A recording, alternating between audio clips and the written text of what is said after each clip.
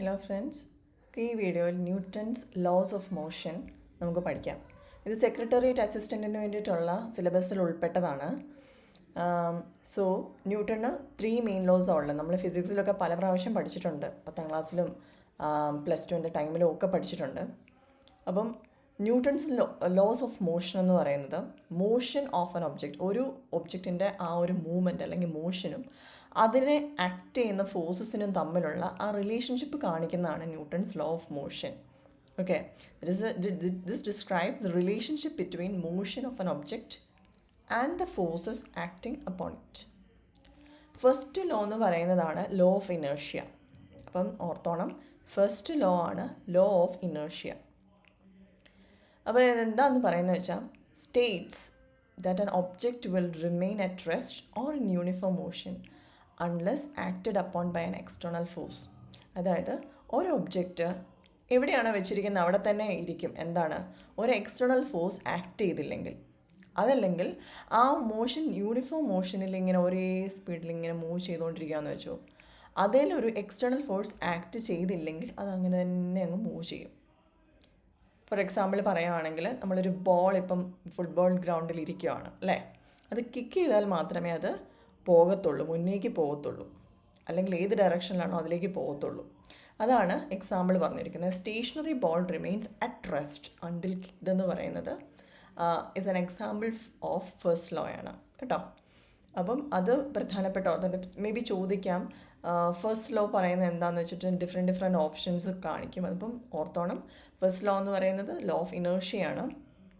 അതെന്താണ് സ്റ്റേറ്റ് ചെയ്യുന്നത് വെച്ചാൽ the object will remain at rest or in uniform motion unless acted upon by an external force. For example, നമ്മളൊരു തുണി അയയിലിടുവാണെങ്കിൽ ഒരു കാറ്റടിച്ചാൽ മാത്രമേ അത് അനങ്ങുള്ളൂ അല്ലേ. അപ്പോൾ അവിടെ ഒരു എക്സ്റ്റേണൽ ഫോഴ്സിൻ്റെ ആവശ്യമുണ്ട്, എങ്കിൽ മാത്രമേ അവിടെ മൂവ്മെൻറ്റ് സംഭവിക്കത്തുള്ളൂ. ഞാൻ സെക്കൻഡ് ലോ പറയുകയാണെങ്കിൽ, second law relates the net force acting on an object to its mass and acceleration. അപ്പോൾ ഇതെന്ന് പറയുന്നത് ഒരു മാസും ആക്സിലറേഷനും തമ്മിലുള്ള ആ ഒരു കണക്ഷൻ എങ്ങനെ ഫോഴ്സിനെ അഫക്റ്റ് ചെയ്യുന്നു. അതിൻ്റെ ഇക്വേഷൻ വളരെ ഇമ്പോർട്ടൻ്റ് ആണ്. F is equal to ma. M means mass and A is equal to acceleration. Example പറയുകയാണെങ്കിൽ, ഒരു ഭാരം കുറവുള്ളൊരു കാർട്ട് നമ്മൾ പുഷ് ചെയ്യുമ്പോഴത്തേക്കിനും കൂടുതൽ സ്പീഡിൽ അല്ലെങ്കിൽ കൂടുതൽ ആക്സിലറേഷനിൽ അത് പോകല്ലേ. അതേസമയം കുറച്ച് ഹെവിയസ്റ്റ് ആയിട്ട് കുറച്ച് സാധനങ്ങളൊക്കെ കുത്തി നിറച്ച് വെച്ചിരിക്കുന്ന ഒരു കാർട്ടാണെങ്കിൽ നമ്മൾ ആ സെയിം ഫോഴ്സ് അപ്ലൈ ചെയ്താൽ പോലും അത് അത്ര സ്പീഡിൽ പോവില്ല. That is the connection.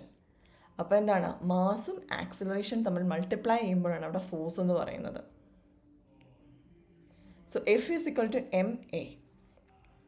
Next law ആണ് തേർഡ് ലോ. നമ്മൾ പഠിച്ചുകൊണ്ടിരുന്നപ്പോൾ തേർഡ് ലോ ആയിരുന്നു, നമുക്ക് വളരെ ഈസി ആയിരുന്നു അല്ലേ. For an equal and opposite, for every action there is an equal and opposite reaction അല്ലേ. അത് നമ്മുടെ മനുഷ്യബന്ധങ്ങളിൽ പോലും പറ്റും. എല്ലാ ആക്ഷനും ഒരു ഓപ്പോസിറ്റ് അല്ലെങ്കിൽ ഈക്വൽ റിയാക്ഷൻ ഉണ്ട്.